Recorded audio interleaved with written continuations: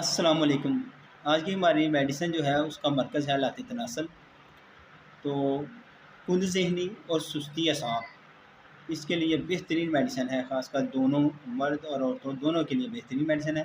ख़ासकर मर्दों के लिए ये बहुत अच्छी मेडिसिन है।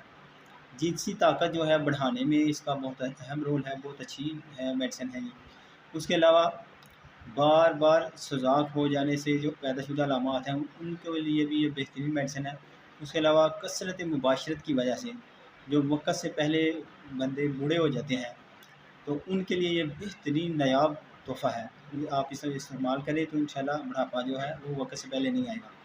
उसके अलावा मुख्तलिफ़ अज़ा बॉडी के, ख़ासकर बिलख़ुसूस आँखें जो हैं उनमें शदीद किस्म की अगर ख़ारिश हो तो उसमें भी आप इसे इस्तेमाल कर सकते हैं, बहुत अच्छा रिज़ल्ट मिलेगा।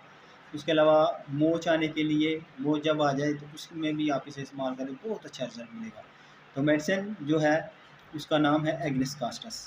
तो इसे इस्तेमाल करने का तरीका ये है कि मदर टिंचर में आपने लेना है, आधा कप पानी लें और उसमें 10 कतरे डाल के आप सुबह ब-शाम इस्तेमाल कर सकते हैं। मज़ीद जो है मशवरे के लिए आप किसी भी होम्योपैथिक कंसल्टेंट से रब्ता कर सकते हैं।